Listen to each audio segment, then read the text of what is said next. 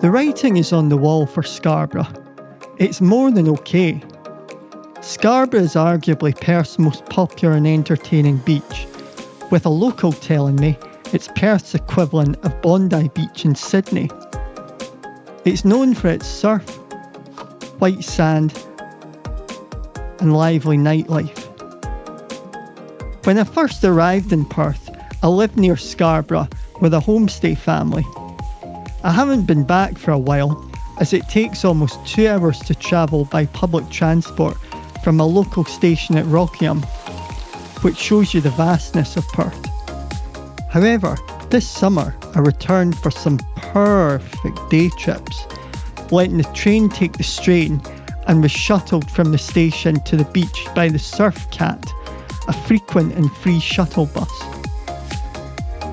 If the name of the beach sounds familiar, it's because Scarborough was named after the English seaside town in North Yorkshire.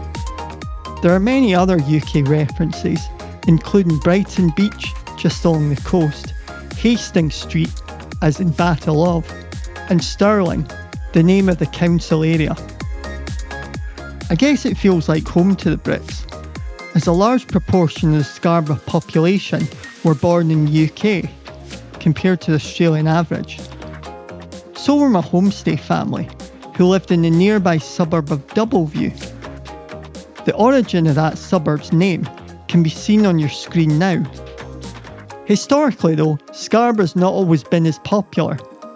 During the 19th century, settlement was slow, with the sandy land being of little agricultural value.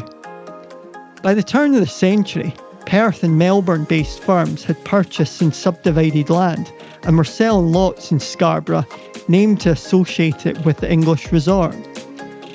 Considering average house prices in Scarborough today are between 1 to 2 million, it seems crazy to think that at the time the lots didn't sell and had to be chopped up into smaller lots in 1914.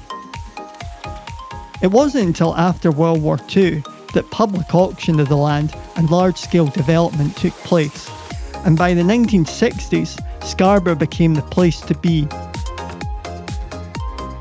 Much of those times are consigned to old photographs, but the heritage-listed Scarborough Clock Tower still survives. It was built in 1979, which seems quite modern for heritage listing, but I guess that's my European perspective, as many of our buildings are hundreds of years old. The landmark commemorates the settlement of Western Australia, and a time capsule lies below the centre of the clock. If you're in the area in 2079, you can see the time capsule opened. Another landmark of the area, or rather the landmark due to its 24-level height, is the Rendezvous Hotel. I once watched the film Back to the Future in their seasonal rooftop cinema.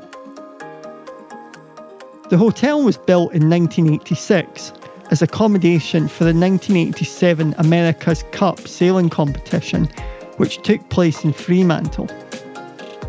Construction of the hotel was controversial, as the local community was against high-rise beachfront development. In the decades since, planning laws have introduced height limits, which is why the Rendezvous stands out as the only high-rise in the area. But things could have been very different, as the Perth businessman who built the hotel intended to redevelop the entire esplanade.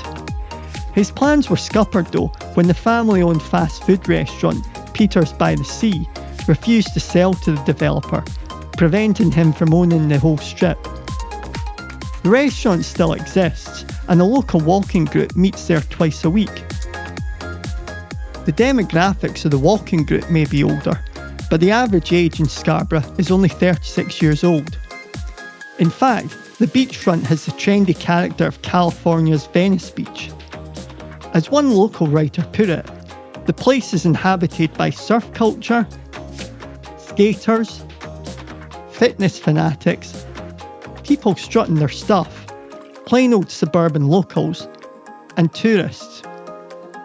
Indeed, attracting tourists seems a priority, with the area given a $100 million redevelopment in 2018. And you don't need a telescope to see the results. Scarborough Beach is a great place to watch a sunset. It was a powerful and communal experience watching the sun disappear into the sea.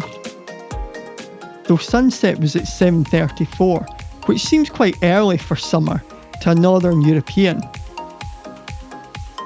On a Thursday night, Scarborough Beach transforms, with the amphitheatre packed out and market stalls selling hot food and a variety of products.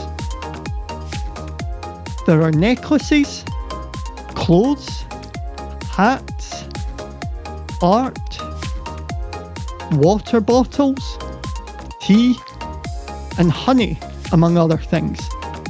As you can see, the market was doing good business. And no wonder, the Scarborough Sunset Markets have been running for nearly a decade, each November to May during the summer months. Over at the amphitheatre, the live music had drawn quite a crowd.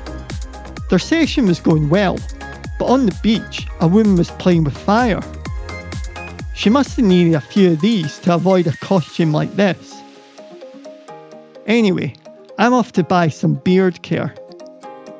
Enjoy the sunset.